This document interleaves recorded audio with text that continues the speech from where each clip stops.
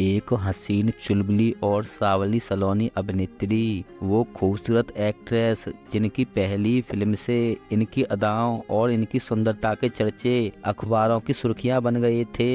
ये फिल्मी बैकग्राउंड से ना होने के बावजूद एक बड़े डायरेक्टर की फिल्म से लॉन्च हुई और अपनी पहली ही फिल्म से स्क्रीन पर छा गईं। लेकिन क्या आप जानते हैं कि अपनी इस फिल्म में काम करने के लिए ये स्कूल बंक करके शूटिंग पर जाया करती थीं? क्या आपको पता है कि अपनी पहली फिल्म से रातों रात स्टार बनी इस अभिनेत्री को फिल्म समीक्षकों ने हिट फिल्म की फ्लॉप हीरोइन का तमगा दे दिया था? आखिर क्यों अपनी पहली फिल्म से रातों रात स्टार बनी इस अभिनेत्री को फिल्म समीक्षकों ने हिट फिल्म की फ्लॉप हीरोइन का तमगा दे दिया था? क्या आप यकीन करेंगे कि इस हसीन अदाकारा की पर्सनल लाइफ हमेशा एक रहस्य बनकर रही? ना ही इनके माता पिता के बारे में कोई जान पाया और ना ही ये पता चल पाया कि ये मीडिया से इतना क्यों घबराती थीं। कौन थी ये रहस्यमय अदाकारा और क्यों बेहद अजीब रही इनकी जिंदगी? तो आइए जानते हैं 80 के दशक की मशहूर अदाकारा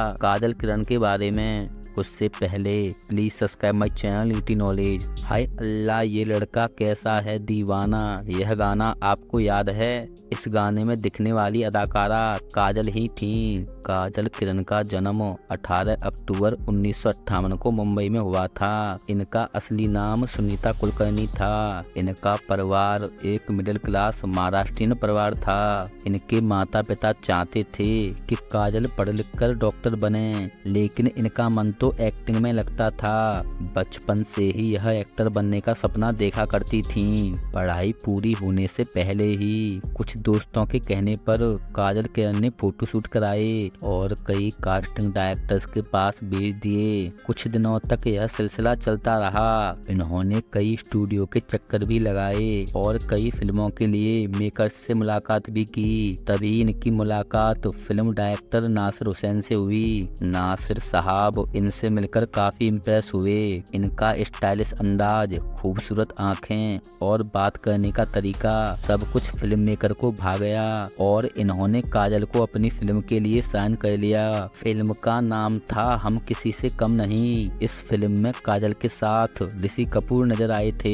ये साल था 1977 का। इस समय काजल स्कूल में पढ़ाई कर रही थीं। नासिर हुसैन ने रोमांटिक कॉमेडी फिल्म हम किसी से कम नहीं में काजल को मुख्य भूमिका निभाने के लिए चुना था। ये फिल्म बॉक्स ऑफिस पर एक बड़ी हिट साबित हुई और काजल इस फिल्म से रातों रात स्टार बन गईं। इस फिल्म को क्लासिक फिल्म का दर्जा मिला और काजल भी सबकी नजरों में आ गईं। काजल को उम्मीद थी कि इन्हें और भी बड़े बैनर्स की फिल्में मिलेंगी, लेकिन अफसोस ऐसा हुआ नहीं। दरअसल जब काजल किरण हम किसी से कम नहीं की शूटिंग कर रही थीं, तब निर्देशक नासिर हुसैन ने फिल्म रिलीज होने तक कोई और फिल्म साइन नहीं करने के लिए इनसे कहा था। इस कारण अन्य फिल्म मेकर्स ने इनसे दूसरी फिल्मों के लिए संपर्क ही नहीं किया, क्योंकि उन्हें मालूम था कि काजल और हुसैन के बीच 3 साल का कॉन्ट्रैक्ट हुआ है, तो फिलहाल वह किसी और के लिए काम नहीं करेंगी। इस वजह से काजल के हाथ से बालिका वधू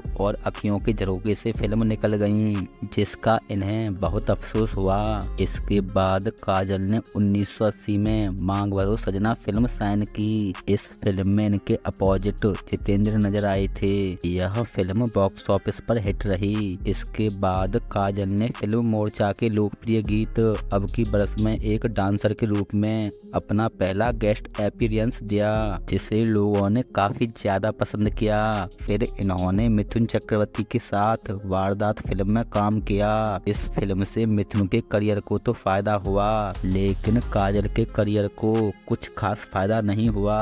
इसके बाद यह फिल्म हमसे बढ़कर कौन में नजर आई। इसके बाद इन्होंने बॉलीवुड की एक्शन फिल्म हमसे है जमाना और अमजद खान की फिल्म चुटकी की। यह दोनों ही फिल्में बॉक्स ऑफिस पर बुरी तरह से पिट गईं। इसके बाद इन्होंने जो भी फिल्में की वो सभी फ्लॉप रहीं। लगातार फिल्में फ्लॉप होने की वजह से इनका करियर ग्राफ नीचे गिरता जा रहा था। इसलिए इन्होंने दूसरी भाषाओं की फिल्मों में काम करने का फैसला किया।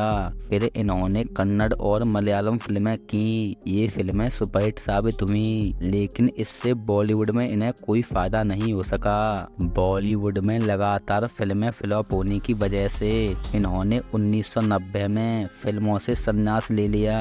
काजल किरण की आखिरी फिल्में दीवाने, कुर्बानी रंग लाएगी, राजू दादा और आखिरी संघर्ष रहीं, जो इनके संन्यास लेने के बाद अगले कुछ सालों तक रिलीज होती रहीं। काजल किरण की आखिरी रिलीज फिल्म आखिरी संघर्ष रही। इसे इत्तेफाक कहें या किस्मत का खेल, काजल किरण का पूरा करियर संघर्ष करता रहा और आखिरी संघर्ष इनकी आखिरी फिल्म साबित हुई। इसके बाद अफवाहें उड़ती रहीं कि ये विदेश में जाके बस गई हैं, लेकिन असल में ये कहाँ चली गईं कोई नहीं जानता। तो दोस्तों, ऐसी ही फिल्मों से जुड़ी जानकारी के लिए जुड़े रहिएगा हमारे चैनल ईटी नॉलेज से।